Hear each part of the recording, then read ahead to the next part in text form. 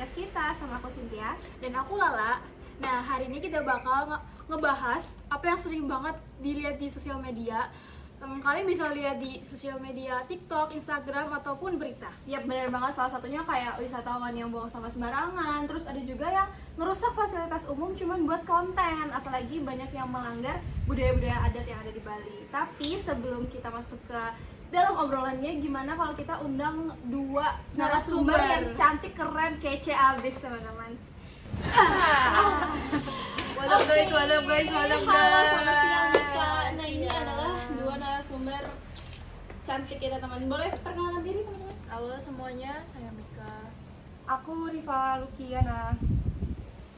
Thank you ya guys udah ngundang kita ke podcast kali Thank you ini. banget. Yes, thank you juga udah meluangin waktunya ya teman-teman. Thank you banget. Oke, langsung aja. Luki, menurut kamu kenapa sih topik etika wisatawan itu penting banget dibahas? Oke, menurut aku ya, kenapa topik etika wisatawan itu penting untuk dibahas? Karena biasanya tuh wisatawan tuh datang ke tempat wisata itu cuman fokus ke destinasinya aja, ke tempatnya aja, kayak ngelihat view dan mereka tuh foto-foto. Tapi mereka tuh nggak sadar sebenarnya tuh yang lebih penting tuh etika mereka dalam berwisata. Mereka tuh harus menaati aturan, harus bertanggung jawab supaya tempat destinasi tersebut tuh bisa sustainable gitu. Sustainable tourism. Iya, bener yang kita pelajarin. Tapi aku setuju banget sih sama Luki. Jadi kayak apalagi kita kan tuan rumah ya, kita mengunjungi satu tempat yang apalagi kalau misalnya pura yang which is itu tuh bener-bener budayanya si Bali gitu. Budayanya Bali. Kalau misalnya ngelanggar sedikit aja kan sama aja kita nggak respect sama budaya mereka gitu. Nah, di akhir-akhir ini kan kita pasti sering banget lihat orang-orang kayak masuk pura dalam keadaan yang nggak sopan, terus sering-sering mencolek fasilitas umum. Kenapa sih mereka ngelakuin hal kayak gitu? Menurut kalian gimana? Kalau dari aku ya, lihatnya tuh biasanya karena orang yang ngelakuin, misalnya contoh aja, satu orang ngelakuin terus gak ada yang negur, itu jatuhnya malah jadi lumrah, jadi umum, dan jadinya efek domino. Orang satu lihat, misalnya satu orang lihat orang lain, terus orang lain ini lihat orang lain, terus ya udah jadi biasa aja gitu. Oh iya, berarti kita ambil kasus yang paling sederhana itu adalah sampah di Bali ya.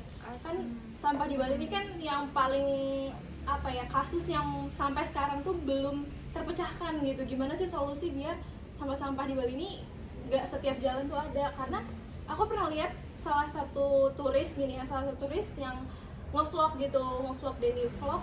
Terus dia ada bilang di dalam vlognya itu baru jalan 5 km udah ada tumpukan sampah, 2 km lagi udah ada tumpukan sampah. Jadi kayak iya, jadi kayak misalnya kita buang sampah sedikit aja nih dilihat sama orang, mungkin mereka nggak peduli, jadinya mereka nambah sampah yang lain juga. Bener banget.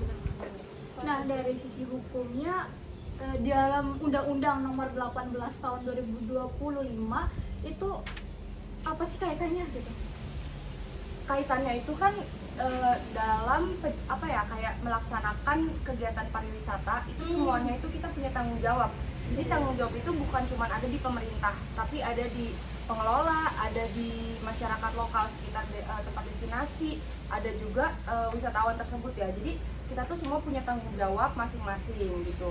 Dan sanksi-sanksi yang harusnya tuh diberikan tuh kita expose harusnya ya. Jadi orang tuh jerak, jadi orang tuh nggak akan buang sampah lagi ataupun lebih menaati aturan yang ada di dalam destinasi tersebut. Contohnya kayak di sini, dekat sini, ini kan kita take di daerah mana namanya?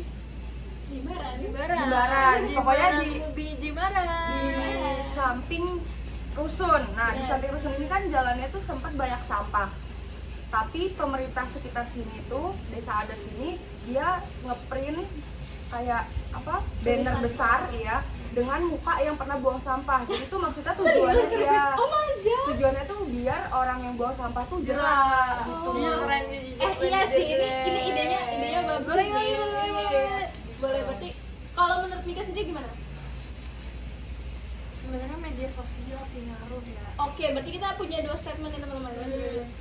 Media sosial misalnya ada satu influencer, dia pengen bikin video yang beda gitu, konten beda yang viral, yang viral, akhirnya dia ngelakuin hal yang jujur janggal ya, gitu kan. jujur janggal bisa kayak melanggar hukum apa masukin tempat-tempat terlarang gitu kan. Oke, Jadi, berarti iya. Jadi biar viral aja gitu ya. iya. Jadi dari situ tuh oh orang lihat beda, oh ini beda nih kontennya. Biasanya orang-orang view tempat gini-gini ke destinasi ini ada janggal nih, rame, orang-orang akhirnya kayak "Ah, seru juga nih, kan rebel-rebel gitu kan. Padahal ini suatu kesalahan gitu. Kesalahan Oke. besar. Yang aku tangkap dari Lucky, kalau misalnya pariwisata ini tanggung jawabnya tuh bukan cuman ke pemerintah aja. Ya. Pemerintah yang nyediain peraturan, terus pengelola yang kasih fasilitas sama masyarakat lokal. Jaga budaya lokalnya. Oke, berarti kita sebagai wisatawan, apalagi kita sebagai tuan rumah, tamu di sini wajib untuk menaati dan menghormati budaya yang ada. Nah. Kalau dari Mika sendiri, itu salah satu contohnya adalah salah satu contoh simpelnya di kehidupan sehari-hari itu sosial media. Jadi kalau misalnya membuat konten yang viral tuh bukan apa ya, nggak harus nyeleneh dari aturan gitu. Misalnya Gak kayak- kreatif itu Iya namanya, sih. SDM rendah Bener. guys. Bisa aja kayak kita ngejelas mini vlog buat misalnya Pulau Luhur Uluwatu itu isinya ada apa aja gitu, tanpa harus nyeleneh misalnya buang sampah sembarangan atau masukin Manjat-manjat, Bener ya kan? sih. Sampai manjat-manjat gitu. Larang, kan. Nah, sekarang kita tanya ke Mika. Nah, dari sisi Global Code of Ethics Tourism tuh gimana sih tentang topik ini gitu? Sebenarnya kalau dari sini sih jelas banget ya. Yang pasti menghormati budaya lokal, apalagi Oke. sebagai turis, sebagai pendatang, jelas banget. Karena nggak bisa kayak kita bawa kebiasaan kita, kultur kita ke tempat baru dan berekspektasi kalau bakal dapet impact yang sama gitu. Misal kita ke pura nih, kita misalnya nggak pernah ke pura, nganggapnya cuma Ngapain? kayak ke Borobudur, ke candi-candi kan, ya udah gitu kan. Jadi kayak ngabain kalau peraturan misalnya ya disuruh pakai selendang, ngapain sih, kayak misalnya gua ke Borobudur nggak pakai, Nggak usah, nggak gitu. usah. bajunya bebas, Iya, nggak ada aturan. Dari situ sih kita nggak bisa berekspektasi kalau ya yang intinya menghormatin aja peraturannya di situ, apalagi sebagai pendatang ya diikutin. Aku pernah punya satu momen ya, ini real banget, baru kejadian bulan kemarin. Jadi aku datang ke satu tempat, boleh disebutin? Boleh. Ke Pulau Luhur Uluwatu. Spill Ke dong. Pulau Luhur Uluwatu itu which is yang tempatnya banyak monyet. Kamu pernah kesana kan? Oh iya, benar, Iya, benar, banyak benar, monyet. Nah, di situ ada Banyak satu monyet. ada satu turis, ini kayaknya dari China, dan dia tuh nggak bisa bahasa Inggris, nggak fasih bahasa Inggris, jadi pakai translate kan. Dia minta tolong aku buat fotoin dia. Nah, di Pulau Luhur Uluwatu itu kalau kalian tahu ada pembatasnya gitu loh. Ada ini di bawahnya jurang. Nah, jadi ini ada pembatasnya gitu.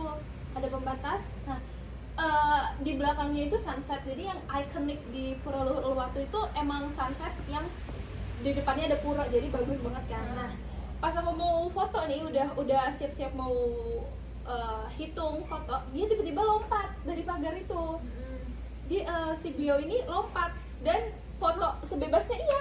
Jadi jangankan aku ya, jadi orang-orang yang ada di sekeliling aku tuh kaget, shock gitu. Hah, jangan ngapain, takut jatuh, apalagi itu bener-bener jurang kan jurangnya. Terus pas udah selesai aku bilang, you can do this gitu, kamu nggak boleh ngelakuin ini karena ada peraturannya gitu. Terus si turis ini bilang, loh maaf ya, aku nggak tahu kalau ada aturan kayak gitu. Masa sebenarnya Tapi enggak. ya gimana? Itu logik aja Yes, nggak sih? that's it, bro. Itu jurang loh, men. Itu jurang. Bayangin. Kalau gitu kan nggak tahu ya. Bisa manjat dia. Dia nggak sih Lompat kayaknya, tiba-tiba. dia lompat tiba-tiba beneran lompat. Ya enggak dia kalau turun nih jatuh. Kayaknya Bisa enggak manjat. sih. Nggak Kan mungkin dong. Ya logik aja, Jurang. logik manusia, nggak perlu diucapin pakai Tapi aturan. pengelola di situ tuh. gimana tanggapannya? Tahu nggak ada yang lihat gitu? Kebetulan tour guide ataupun pengelolanya itu lagi nggak ada di situ, jadi Ah, benar-benar full lepas of aja turis. gitu ya. Iya. Padahal udah jelas itu dibatasi kan. Bener. Udah ada pembatasnya. Bener. Dia Ngapain dibikin tembok? Ya kan, justru fungsi dari Kan pembatas itu, fungsinya, iya. fungsi dari pembatas buat ngelindungin kita, tapi kenapa dia malah lompat gitu, nggak logik sih menurut aku. Jadi Tapi kayak, sebenarnya kayak gitu tuh dari kesadaran diri kita sendiri ya Benar, sih, nggak benar. harus tentang aturan atau Iya, orang sebenarnya yang di situ. iya kan, ya kita juga harus aware lah sama safety, sama sekitar kalau bisa baca situasi. Soalnya biasanya orang tuh kalau misalkan mereka udah beli tiket nih, mereka tuh Oh, merasa rasanya yang punya ini gitu, ya. padahal kan mereka Oh. cuma pengunjung kan, harusnya mereka kayak gue cuma pengunjung nih, kita harus saling menjaga tempat-tempat itu kan. Tapi mereka tuh beli satu tiket contoh 70.000, mereka tuh udah merasa kayak semua di sini tuh gue boleh ngapain punya, aja. gitu ya. Iya, jadi kayak gitu biasanya tuh kesadaran diri kan.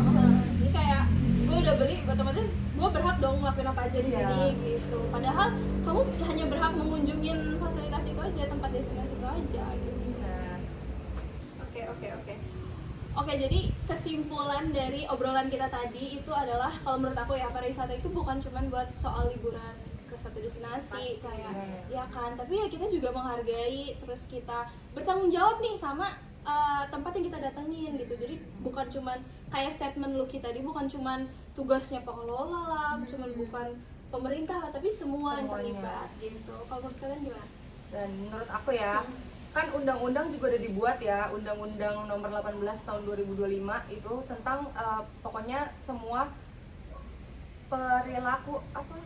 Semua orang di pariwisata Iya. itu kita harus sama-sama bertanggung jawab Iya. agar pariwisata ini tuh tetap lestari atau sustainable ke depannya dan gak cepet mati gitu. Mika? Kalau dari aku sih kesadaran diri ya sama Ya. awareness. Setuju banget sama Mika. Lihat keadaan sekitar dan pasti kalau ke tempat baru tuh ngulik-ngulik di sini rulesnya apa aja, etikanya tuh gimana, ya nggak sih? Nggak Iya. mungkin kita ke rumah orang tiba-tiba, woi makan dong. Nggak Iya sih. mungkin. Adab juga kan, Ada setiap. etika. Benar-benar. Jadi Ya. jangan membawa budaya kita yang lama itu ke dalam suatu tempat yang baru. Iya, gitu. Apalagi kita di sini benar. sebagai tamu. Oke, thank you so much teman-teman udah meluangkan waktunya buat ngobrol topik yang sangat seru, spicy ini. Spicy. Semoga kita bisa ngobrol-ngobrol lagi tentang hal topik yang lain.